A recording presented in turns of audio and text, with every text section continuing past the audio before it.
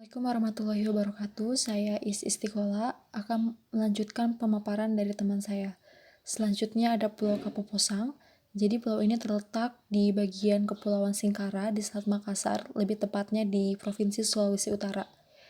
Jadi pulau ini dijadikan sebagai kawasan konservasi dengan status Taman Wisata Perairan melalui Keputusan Menteri Kelautan dan Perikanan Nomor 66 Tahun 2009.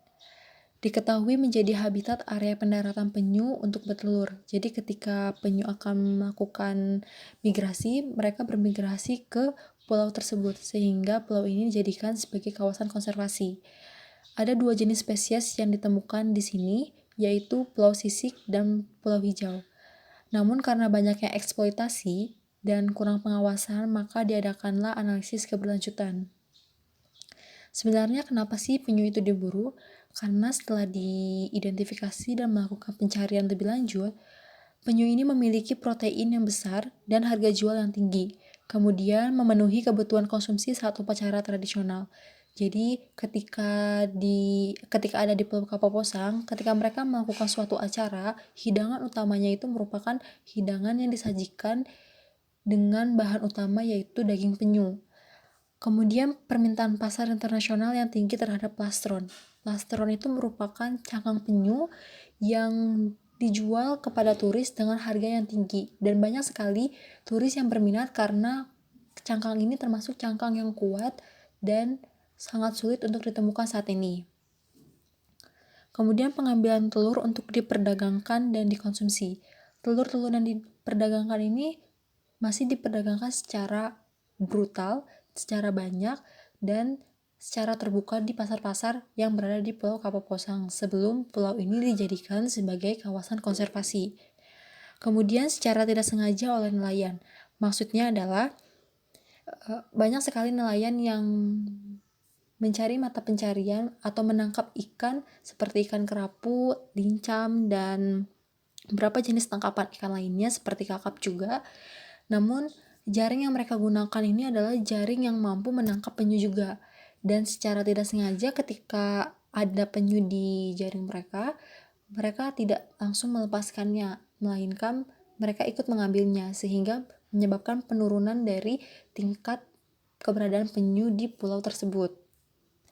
Berikut ini adalah contoh kasus yang ada di Pulau Kapoposang, mulai dari pengambilan dagingnya, lalu pengeksploran plastron seperti yang saya sebutkan tadi, dan penjualan telur secara terbuka dan banyak sekali di daerah Kapoposang.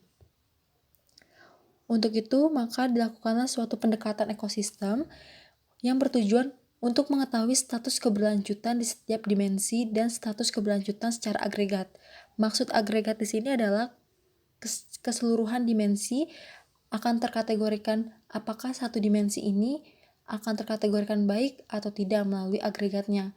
Jadi agregat ini adalah total dari keseluruhan dimensi yang ada di Pulau Kapoposang yang diteliti oleh peneliti. Peneliti ini menggunakan metode MDS dan REVIS. MDS tersendiri merupakan multidimensional scaling dan REVIS merupakan studi lanjut dari MDS, yaitu Rapid Assessment Techniques for Fisheries. Kedua metode ini dilakukan untuk mengetahui data-data primer dan sekunder melalui wawancara atau interview terhadap warga-warga. Jadi dengan menggunakan metode ini, peneliti menggunakan 6 dimensi, yaitu biologi, habitat dan ekosistem, penangkapan, sosial, ekonomi, dan kelembagaan. Metode MDS ini merupakan teknik pendugaan secara keberlanjutan dengan 6 dimensi dan 30 atribut melalui pembobotan nilai 1-3. Artinya dari ke-6 dimensi ini terdapat 30 atribut. Jadi satu dimensi terdapat 5 atribut yang dijadikan sebagai indikator wawancara untuk mengetahui seberapa baikkah status keberlanjutan setiap dimensi. Apakah dia terkategorikan rendah, cukup, baik, atau sangat baik. Dengan pembobotan nilai 1-3. 1 merupakan nilai minimum dari wawancara dan 3 merupakan nilai maksimumnya. Selanjutnya akan dilanjutkan oleh teman saya.